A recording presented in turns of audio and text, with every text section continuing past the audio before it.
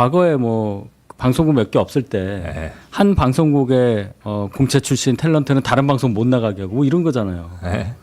그 시대로 가자는 거예요. 김어준 방송이 최소한 못 가게 하면서 여기 붙들어 매고 김어준에 나올 컨텐츠를 여기서 방송을 하면 그쪽 영향력이 줄어들고 이 얘기인데 야 가지 마. 가지 말고 여기서 얘기해. 우리가 5분이라도 빨리. 요새 종편 오후 방송들은 다 5분씩 빨라져가지고 이제 4시 후반대 원래 그 5시만 시작했거든요. 그래서 그러려고 하는 거냐. 답답합니다. 이재명 대통령의 지지율이 곤두박질 치는 초유의 위기 국면과 이번 파동이 결코 무관하지 않다는 지적이 정가를 뒤흔들고 있습니다. 김민석 대표가 또다시 방송인 김어준 씨를 정면으로 겨냥해 칼을 빼들었다가 상상조차 못한 역대급 역풍에 직면한 실정 아니겠습니까? 특정 외부 스피커에 질질 끌려다니던 구태를 단호히 끊어내고 새벽 민주당 자체 방송을 통해 당이 직접 여론 지휘권을 주겠다는 포부를 드러낸 셈인데 그야말로 벌집을 쑤셔놓은 꼴이 된 겁니다. 딴지일보 자유 게시판을 민심의 바로미터로 삼고 뉴스공장의 주요 화두를 던지며 호흡을 맞췄던 정청래 전 대표의 행보와는 완전히 정반대의 길을 걷고 있는 셈 아닙니까? 당안과 지지층 사이에서는 어디서 감히 배은망덕하게 구느냐? 채널을 수백 개 만들어봤자 어림없다는 식의 서슬퍼런 분노와 비난 폭탄이 쏟아져 나오고 있습니다. 파국으로 치닫는 현 상황의 엄중함을 준비된 영상으로 낱낱이 파헤쳐 보겠습니다. 저는 민주당 TV를 김민석이가 새벽 방송을 만든다고 할 때 저는 이동영이가 바로 생각났어요. 그 이유가 뭐냐? 과거에 이동영이가 자기가 아침 방송을 하겠다라고 떠든 적이 있어요. 그건 무슨 말이냐? 아침 방송을 통해서 김어준을 견제하고 김어준의 영향력을 줄이고 싶다라는 뜻이었던 거예요. 이거는 저 뉴 이재명 세력들이 오랫동안 기획한 거를 김민석이가 지금 그대로 옮기는 거라고 보여요. 델리민주는 여러분들 민주당 당직자들이 하는 거예요. 민주당 TV를 하게 되면 외부 인력들을 들어와서 예산을 집행해 줄 거 아닙니까? 이건 어디까지나 여러분들 저의 음모론이에요. 김민석이 되자마자 이재명 대통령과 전화통화하는 사이인 이동영이가 김민석과는 저런 얘기를 안 할까요? 갑자기 47만 명 구독자가 있는 이 채널을 버리고 민주당 TV를 만들어서 새로운 인력을 배치하고 거기에 예산을 투입하고 새벽부터 방송을 하면 누가 봅니까? 민주당 TV 인력 구성, 예산 어떻게 집행됐는지 당원으로서 다 물어보면 돼요. 민주당 TV에 새벽부터 출연해주는 사람들은 고마운 친명, 겸공에 아침부터 나가갖고 여러 가지 사안을 얘기하는 거 보면 그쪽은 반명. 이걸로 갈라치기 하려는 거죠.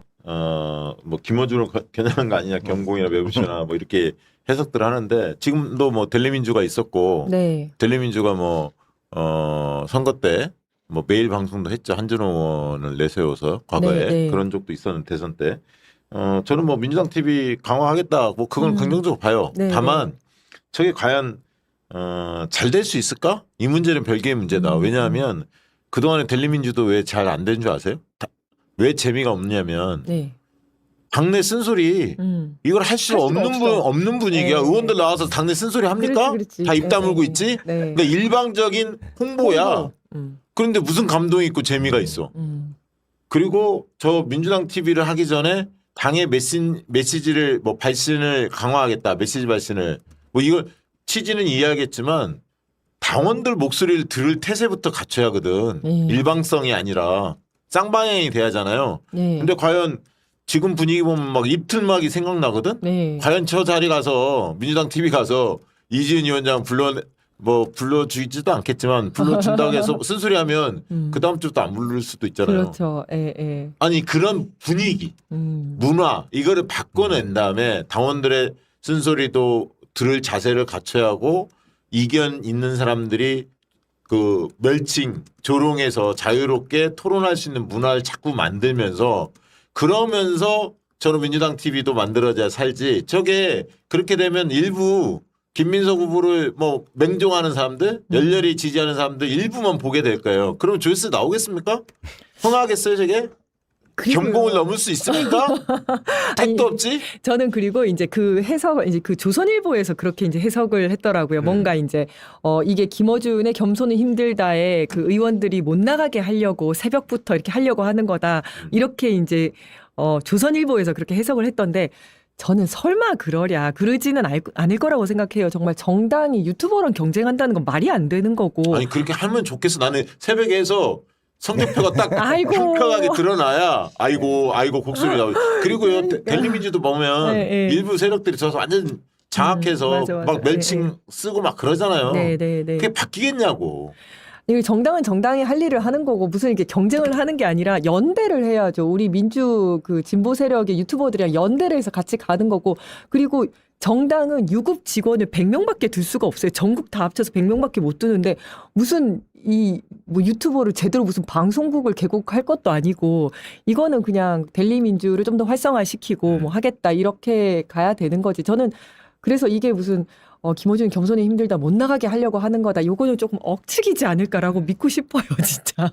그렇게 몇 시에 생각하고 할지도 있습니다. 모르겠어. 뭐 낮에 하면 또 매불쇼 부딪히고. 뭐 새벽 시간부터 해야 된다 뭐 이렇게 이야기 그럼 나오더라고요. 밤새 합니까? 뭐 아침 뭐 6, 7시 뭐 이렇게 맞춰서 하지 않을까? 뭐 계획은. 그 7시에도 하시면 좋겠다. 우리도 한번 붙게. 근데 저는 사실 소통 창구가 많아지는 것을 좋아하는 편인데요. 지금 뭐 채팅창에 올라오는 것처럼 그 안에 숨겨져 있는 것은 말씀하신 것처럼 뭐 겸손이라든가 매부쇼라든가 이런 영향력이 큰데 본인들 손에서 컨트롤되지 않는 채널들을 대체하기 위해서 저는 만들어지는 거라고 봐요. 네. 그것이 과연 성공할 수 있을까라는 부분에서 저는 좀 의문을 둘 수밖에 없는데요. 미디어가 왜 유튜브로 넘어왔을까에 대한 그 궁금증이 있었거든요. 권력을 지닌 자가 아니라 사람들의 이야기를 대변해주는 사람이 좀 더 자유롭게 유튜브에 많아졌기 때문이라고 저는 봐요. 네. 근데 결국에는 권력을 있는 사람들을 대변하는 사람들이 있는 곳이 잘 되는 게 과연 쉬울까? 한번 궁금해서 지켜보고 싶더라고요. 아니, 그리고 정당이 유튜버랑 경쟁하는 건 정말 어리석은 짓입니다. 정당은 아니, 정당의 일을 미국 시야에 해야죠. 가능성이 많아. 예. 박상 TV를 제일 싫어하잖아. 아이고. 이거 진짜 꼭 한번 다 했으면 하는 말인데 그 정치 관계자 정부 고위 인사들이나 이런 사람들이 심심하면은 뉴스공장 뭐 박시영 TV 뭐 유시민 작가 맨날 전당대회에서도 얘기하잖아요. 제발 그거 안 했으면 좋겠어요. 왜냐면 주변에서 너무 한심하게 봐요. 야, 저 사람들은 최고 권력을 지니고서 일반인들이랑 왜 싸우고 있어? 그러니까. 지금 난리 난 게 그게 한두 보인다. 개가 아닌데 진짜 한심하게 봅니다. 이거는 정말 잘 됐으면 하는 마음에서 그거 이제 안 하셨으면 좋겠어요. 자, 그런데다가 오늘 정말 이런 일이 일어났어. 이건 알려줘야 할 것 같은데 지명직 최고위원을 네. 2명을 발표를 해버렸어요. 이 절차도 어기고 억지 궤변 논리로 일관하고 있는데 일단 청년 몫으로 전용기원 그리고 한국노총의 권미경 뭐죠? 직함은 모르겠는데 그분 한국노총 공공연대 네. 한국노총 공공연대로 이런 위원장이네요. 네. 이분을 임명을 했는데 이게 이제 문제 지명을 지명을 했어요. 했습니다. 그거를 의총에서 그냥 발표를 해버렸어. 맞습니다. 이게 절차도 네. 어겼어요. 절차는 뭐냐면 최고위에서 의결을 하잖아요. 논의를 해서 의결을 한 다음에 의총으로 가는데 그것도 지키지 않았고 그 다음에 전략 지역을 선정할 때 네. 지금까지는 뭐 대구 영북 등등 네. 취약 지역을 보통 배려를 했는데 물론 그 전에는 정책 연대를 했던 한국노총을 주는 노동 몫으로 주기도 했었습니다. 네. 근데 어떻게 줄 건가 이것도 논의를 해야 하는데 전략을 지역으로 줄지 계층으로 줄지 이런 걸 이제 논의를 해야 하는데 논의가 없이 일방적으로 당대표가 발표를 했어요. 최고위 패스하고. 그리고 당헌에는 지명직 2명 중에 1명은 전략지역 인사를 우선 지명한다. 예, 그게 이렇게 돼 있죠. 있어요. 있어요. 예, 그 예. 전략 지역은 취약한 영남권을 이야기하는 그렇죠. 거거든. 보통 그런 거고 그다음에 이 규정이 왜 생겼냐면 대의원과 권리당원을 표같이 1대1로 하게 되면 험지가 힘들어진다. 대표성이 떨어진다. 그렇다면 그 대신에 그걸 보완책으로 이걸 지금 그렇죠. 넣어놓은 거거든요. 그런데 그게 아니라 지금 노동 몫으로 1명을 지명을 하신 거죠. 그러니까 박규환 최고가 이제 그런 몫으로 정청래 대표는 지명을 한 거거든. 그 전에 서삼석 의원이 있었어요. 전라도 네. 호남을 배려하는 몫으로. 그러다가 1인 1표제가 통과되면서 그 조항이 네, 추가되니까 맞습니다. 영남 지역 대표 최고위원으로 박규환 최고위원을 지명을 한 거거든. 네. 정청래 당대표 같은 경우는. 그래서 절차를 지켰어요. 근데 절차를 안 지켰어, 실제.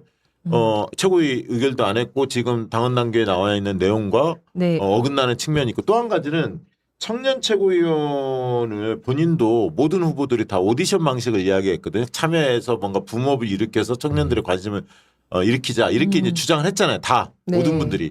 그런데 이것도 어겼어. 근데 이게 그 다음 논리를 대는데 제가 볼 때 논리를 대는데 이게 진짜 궤변이더라고. 그거 한번 띄워주실래요? 뭐라고 얘기했냐면 이렇게 했어. 그러니까 사무청장한테 기술적 검토를 요구를 했대요. 그 선거 안정성 뭐 이중당정 문제 우려했고 쭉 설명을 했대. 그랬더니 이제 보고를 들었다는 거예요. 보고의 결론은 불가한다. 그러면서 청년위원장을 새로 뽑는데 청년 최고위원을 뽑는, 왜냐하면 청년위원장은 가을에 뽑거든. 네. 위원장 뽑거든요. 근데 청년위원장은 청년 당원들이 뽑는 거예요. 맞습니다. 예. 근데 청년 최고위원을 뽑는다, 뽑게 될 유권자 똑같은 구성. 이 말은 뭐냐면 청년 당원들이 청년 최고위원도 뽑게 만들겠다, 이 얘기예요, 취지가. 그래서 청년위원장하고 청년 최고위원은 똑같은 유권자. 그러니까 청년 당원들이 뽑게 되기 때문에 중복적으로 청년 최고위원 선출을 동시에 하기 때문에 모순성이 있다, 이렇게 주장한 거야. 나는 이거는 완전히 궤변이라고 봐요. 위선이야. 왜냐하면 지난번 평당원들 최고위원으로 박지원 최고위원이, 젊은 박지원 최고위원이 되셨잖아요. 네. 이때 보면 오디션 방식으로 했고 전당원이 투표했거든. 전당원이 했죠.